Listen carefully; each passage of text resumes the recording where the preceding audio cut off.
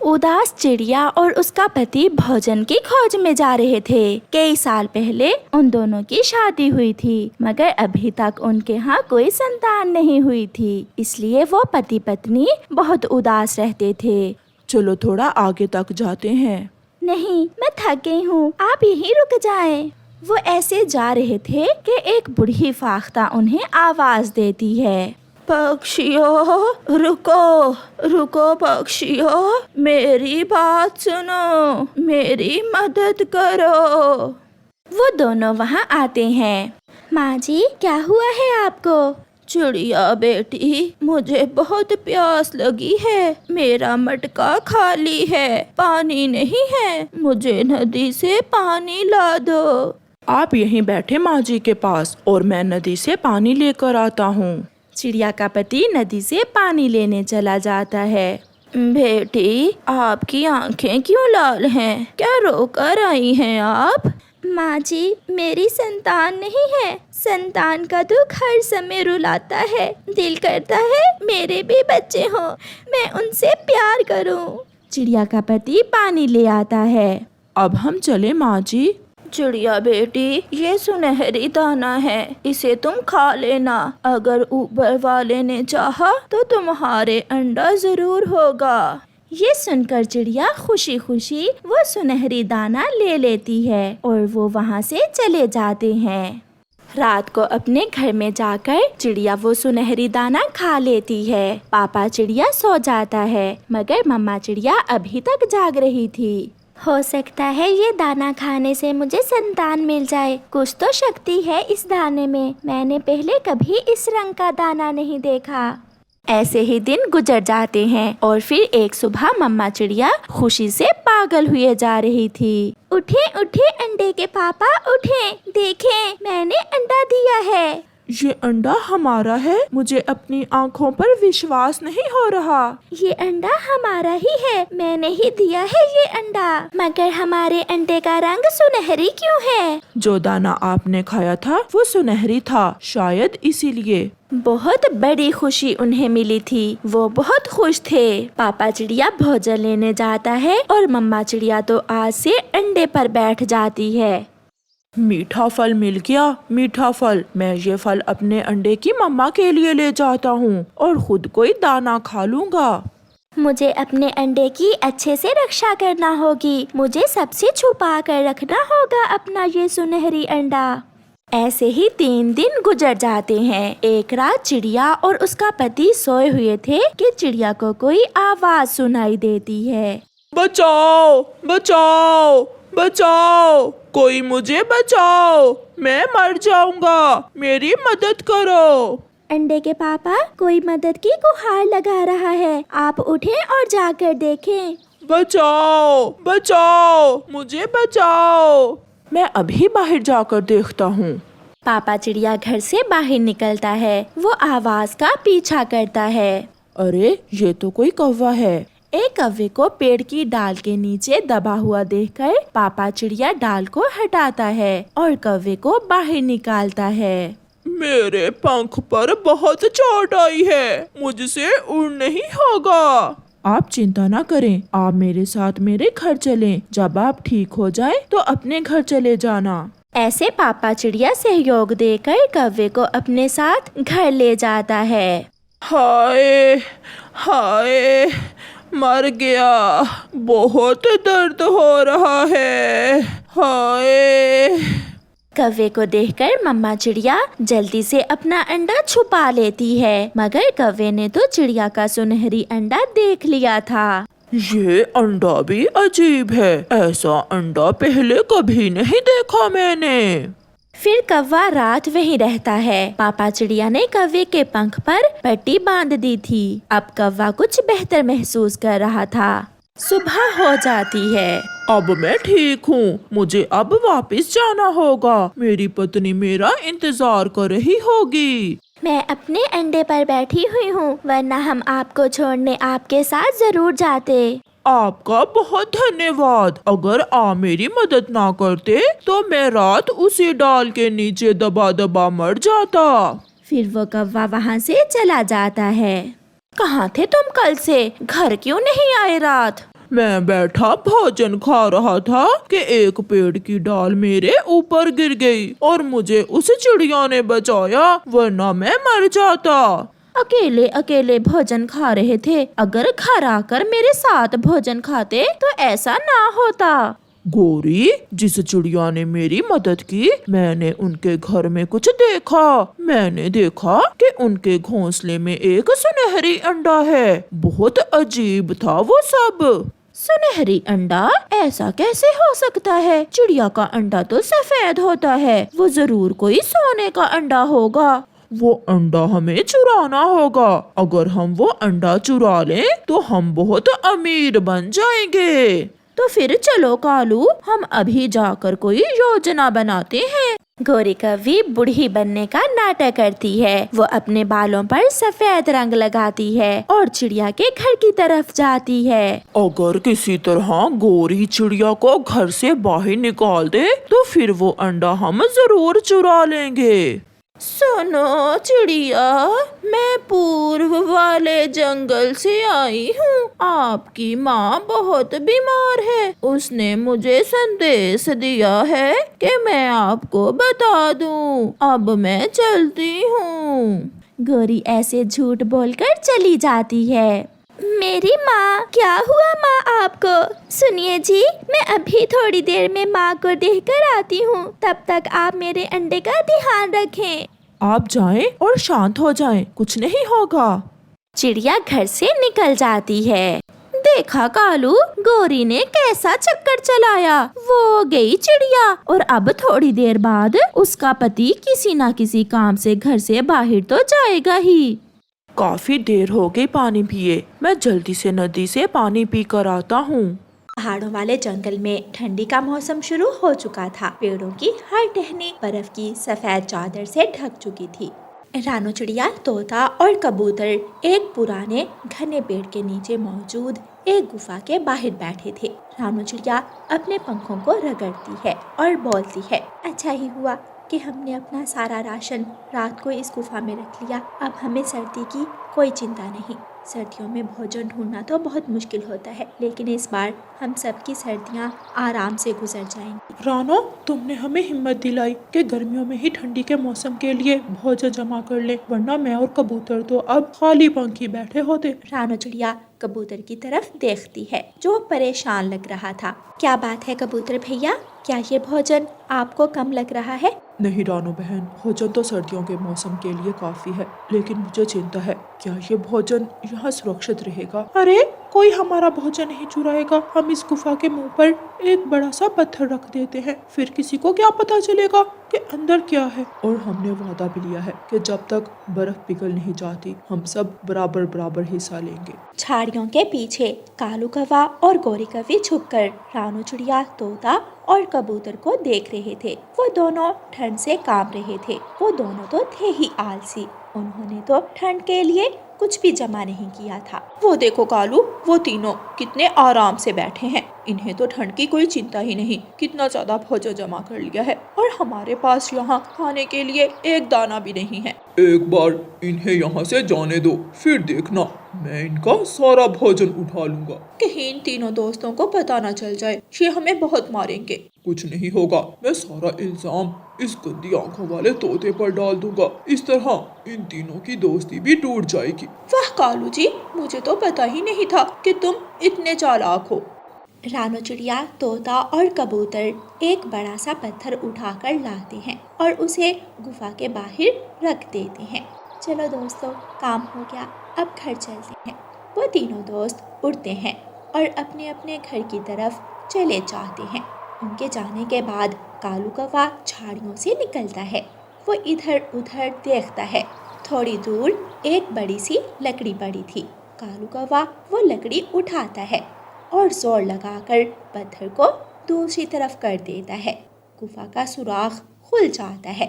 फिर दोनों पति पत्नी कालू कौवा और गौरी कौवी गुफा के अंदर जाते हैं और अनाज की बोरी उठा लाते हैं और वापस पत्थर गुफा के बाहर रख देते हैं। अब हमें क्या करना होगा कालू जी?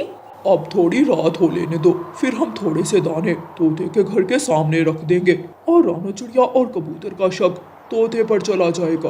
और और हम दोनों सारी सर्दियाँ मज़े से उनका जमा किया हुआ अनाज खाएंगे। रात हो जाती है। रात को सर्द हवाएं चलना शुरू हो जाती हैं। सब पक्षी अपने अपने घरों में थे, सिवाय कालू कौवे और गोरी कौवी के। वो दोनों जाते हैं और थोड़े से मकई के दाने तोते के घर के सामने रख देते हैं और भाग जाते हैं। सुबह हो जाती है। जब रानो चिड़िया पत्थर को हटाकर गुफा में जाती है तो परेशान हो जाती है। वहाँ कुछ नहीं था। ये क्या हुआ? हमारा सारा भोजन किसने चुरा लिया? अब हम क्या करेंगे? कबूतर भी उड़ता उड़ता वहाँ आ जाता है। रानो, हमारे अनाज की बोरी कहाँ है? कबूतर भैया, मैं भी अभी आई हूँ। बोरी तो चोरी हो गई है। हमारा इतना मेहनत से जमा किया हुआ अनाज, अब हम ठंडी के मौसम में कैसे जिंदा रहेंगे? चलो रानो, तोते के पास जाते हैं और उसे बताते हैं। वो दोनों तोते के घर की तरफ उड़ते हैं। उन्हें तोते के घर के दरवाजे के बाहर अनाज के दाने दिखाई देते हैं। ये तो हमारे जमा किए हुए दाने हैं। तोता हमें बताए बिना ही सारा अनाज अपने घर ले गया। कबूतर जोर जोर से तोते के घर के दरवाजे पर दस्तक देता है। तोता सोया हुआ था। वो उठता है और दरवाजा खोलता है। क्या हुआ कबूतर और रानो चिड़िया, इतनी सुबह सुबह मेरे घर? तोते, तुम हमें बताए बिना अनाज की बोरी अपने घर ले गए। तोते भैया, ये अच्छी बात नहीं है। चलें वो अनाज की बोरी बाहर ले आएं। हम आज ही वो अनाज बराबर बराबर बांट लेंगे। कौन सा अनाज? मेरे पास कोई बोरी नहीं है। मजाक मत करो तोते, चुपचाप हमारा दाना हमें दे दो। लगता है तुम पागल हो गए हो। मेरे पास दाना कहाँ से आया? तो ये मकई के दाने आपके दरवाजे के बाहर क्या कर रहे हैं तोते भैया? मुझे क्या मालूम? तुम दोनों मुझे चोर समझ रहे हो? तुम हो ही चोर। हमने बहुत बड़ी गलती की तुम्हें अपने साथ मिलाकर। अच्छा, तो फिर आइंदा मुझसे बात मत करना। तोता गुस्से में अपना दरवाज़ा बंद कर लेता है। कबूतर भी गुस्से में वहाँ से उड़ जाता है। रानो चिड़िया भी उदास होकर अपने घर वापिस आ जाती है। ये क्या हो गया हमारी दोस्ती को? हमारी दोस्ती की सब मिसाल देते थे। हम तीनों तो एक दूसरे पर भरोसा करते थे। फिर तोते ने हमें धोखा क्यों दिया?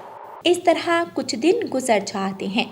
रानो चिड़िया, कबूतर और तोता एक दूसरे से बात करना छोड़ देते हैं। अब वो तीनों हर समय अलग अलग रहते थे। उन तीनों को इस तरह अलग देखकर सबसे ज्यादा खुश कालू कौवा और गोरी कौवी थे। देखा गौरी, कैसे इन तीनों की दोस्ती तुड़वा दी मैंने। हाँ कालू जी, अब सारी सर्दियाँ इनका जमा किया हुआ अनाज हम आराम से बैठकर खाएंगे और ये तीनों भूख के कारण मर जाएंगे।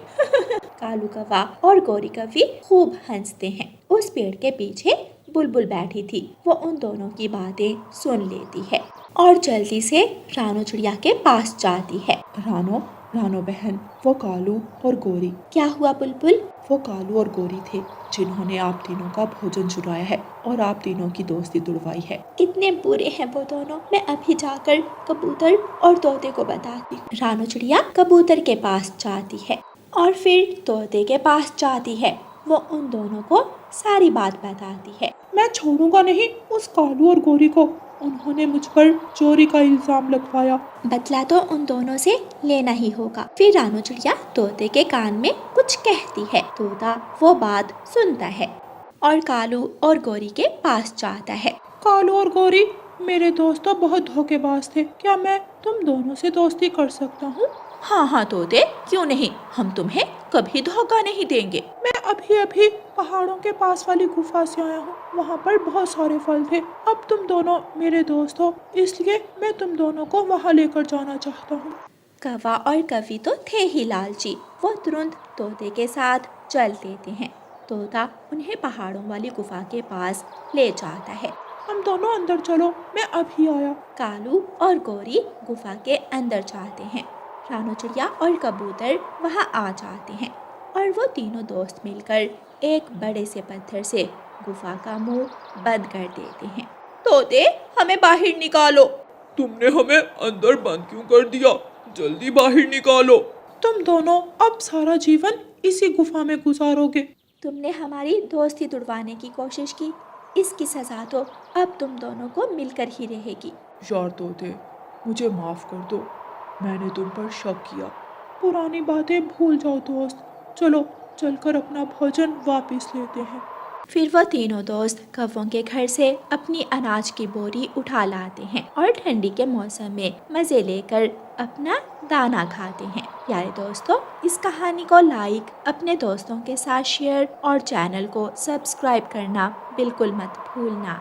आपका धन्यवाद। गुड़िया जब सुबह उठती है तो वो अपनी मम्मा को घोंसले में लेटा देखती है। गुड़िया अपनी मम्मा को पंख लगाकर छूती है। मम्मा, आपको तो बहुत तेज बुखार है। आप कल बारिश में उड़ी थी, इसलिए आपकी अब तबीयत खराब है। मैं ठीक हूँ गुड़िया बेटी, मुझे जाना होगा आज दाना लेने। कल भी कुछ खाने को नहीं मिला था। नहीं, आज आप कहीं नहीं जाएंगी, आपको आराम की ज़रूरत है। बेटी गुड़िया, फिर दाना कौन लाएगा? आपने रात को भी कुछ नहीं खाया था, बहुत भूख लगी होगी आपको। मम्मा, आप चिंता मत करें, आज दाना ढूंढने मैं जाती हूँ। लेकिन गुड़िया बेटी, आप तो अभी छोटी हो, अभी ज़्यादा नहीं उड़ सकती। आप ऐसा करो, हरियाली आंटी के घर से दाना ले आओ। नहीं मम्मा, अगर अब दाना ढूंढना ना सीखा तो फिर कब सीखूंगी?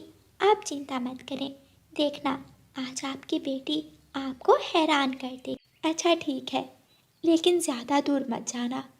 अगर कुछ ना मिला तो घर वापस आ। परेशान होने की ज़रूरत नहीं है। ठीक है मम्मा, पहले आप ये बुखार की दवा पी।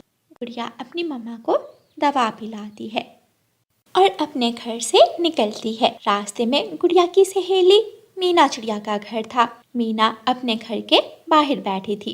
गुड़िया, गुड़िया मेरी सहेली, कहाँ जा रही हो? ना, आज मैं दाना ढूंढने जा रही हूँ।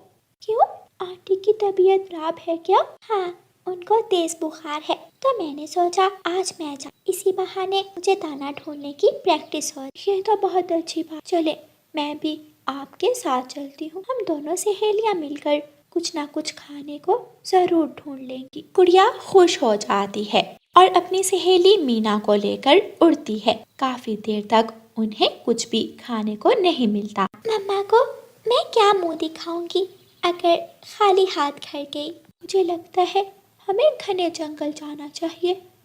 बहुत सारे पक्षी घने जंगल से ही भोजन लाते हैं। चलो फिर देर किस बात की, हम वहीं जाते हैं। दोनों सहेलियां घने जंगल की तरफ उड़ती हैं। वो जंगल के अंदर तक जाती हैं। वहाँ सामने एक मीठे फलों का पेड़ था। दोनों सहेलियां वो फलों का पेड़ देखकर खुश हो जाती हैं। मिल गया, हमें भोजन मिल गया, याहू! इतने स्वादिष्ट मीठे फल। गुड़िया, हमने भी आज भोजन ढूंढना सीख ही लिया। दोनों सहेलियां मीठे फल तोड़ती हैं, टोकरी में रखती हैं और वापस उड़ती हैं। रास्ते में गौरी कवि एक पेड़ की डाल पर बैठी थी। वो उन दोनों को मीठे फल ले जाता देख लेती है और नाटक शुरू कर देती है। हाय मेरा पाँव, मेरे पंख, हाय हाय मेरे पंख में कांटा चुभ गया, अब मैं कैसे उड़ूंगी? दोनों सहेलियां गौरी कवि के पास जाती हैं। गौरी आंटी, क्या हुआ है? बच्चों, मेरे पंख में कांटा चुभ गया है।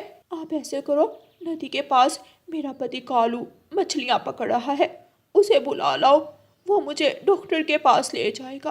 ठीक है गौरी आंटी, हम अभी कालू अंकल को बुला कर लाते हैं। बच्चों, ऐसा करो, इन फलों को यहीं रख जाओ, इनके साथ उड़ना मुश्किल होगा, वापिस आकर ले जाना। ठीक है गौरी आंटी।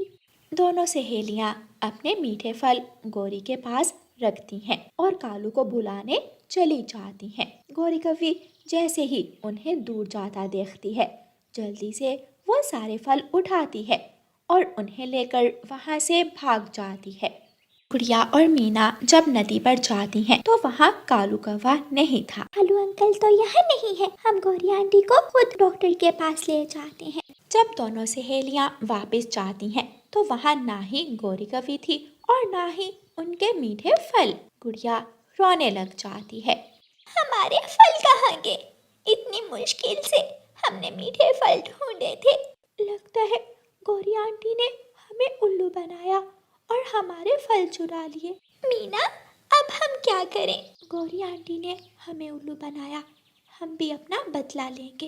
वो कैसे? मीना सहेली। मीना गुड़िया के कान में कोई बात बता दी। गौरी कवि एक पेड़ के नीचे बैठी मजे मजे से मीठे फल खा रही थी। गुड़िया और मीना वहाँ आती हैं और चुपके से पेड़ के पीछे छुप जाती हैं। गौरी फल खाने के बाद जब वहाँ से उड़ने लगती है तो उसे पेड़ के अंदर से आवाजें आती हैं। पेड़ पेड़, क्या तुम बोल रहे हो? हाँ काफी, मैं ही हूँ जो तुम्हें बुला रहा था।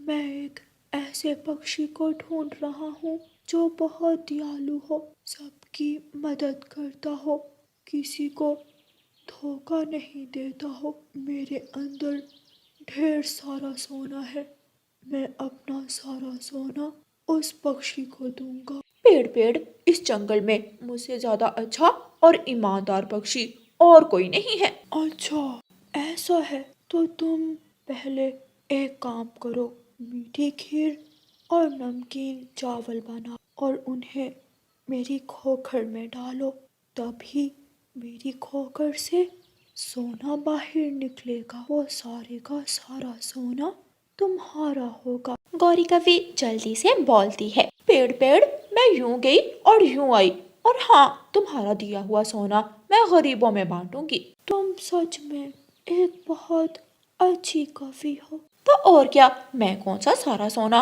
अकेले हड़प जाऊंगी, मैं तो बेसहारा पक्षियों की मदद करूंगी। गौरी कवि वहाँ से उड़ती है। गुड़िया और मीना हंसने लगती हैं। अब देखना गुड़िया, इस गौरी आंटी को कैसे मजा चखाते हैं। वैसे मीना सहेली, तुम एक्टिंग कमाल की करती हो। गौरी कवि खुशी खुशी उड़ रही थी और सोच रही थी, अब तो मैं अमीर हो जाऊंगी, सोने का हार, सोने की बालियां बनवाऊंगी। उस नकम्मे पति ने तो मुझे कुछ लेकर नहीं दिया, लेकिन अब मैं सब कुछ खरीदूंगी। गौरी कवि अपनी माँ के घर जाती है। मामा, मुझे जल्दी से मीठी खीर और नमकीन चावल बना दो। गौरी, तुम तो दूसरों का खाना चोरी करके खाती हो, आज भी वैसे ही खा लो। माँ, खीर और नमकीन चावलों के बदले हमें ढेर सारा सोना मिलेगा। अच्छा गौरी बेटी, वो कैसे? वो सब मैं बाद में बताऊंगी, अभी मुझे जल्दी से सब चीजें बना दो।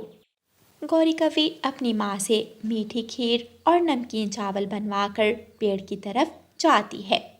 मीना भी जल्दी से पेड़ की खोखर में चली जाती है।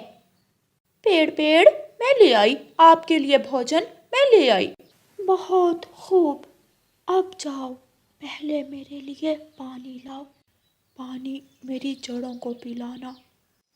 और हाँ, वो पानी दूसरे जंगल की नदी का होना चाहिए, इस जंगल की नदी के पानी से सोना नहीं निकलेगा। हाँ हाँ पेड़ जी, मैं दूसरे जंगल से ही पानी लाऊंगी। गौरी कवि जल्दी से जाती है। गौरी के जाते ही मीना और गुड़िया वहाँ आ जाती हैं। अब हमारा बदला पूरा हुआ। गुड़िया खूब हंसती है। मीना सहेली, गौरी आंटी ने हमें उल्लू बनाया और हमने गौरी आंटी को ही उल्लू बना दिया। अब हम खाएंगे मीठी खीर और नमकीन चावल और रोएंगी वो गौरी आंटी। फिर दोनों सहेलियां मीठी खीर और चावल उठाकर अपने अपने घरों को ले जाती हैं। रानो चिड़िया तो वो सब देखकर हैरान हो जाती है। गुड़िया बेटी, इतना भोजन कहाँ से आया? गुड़िया अपनी मम्मा को सारी बात बताती है।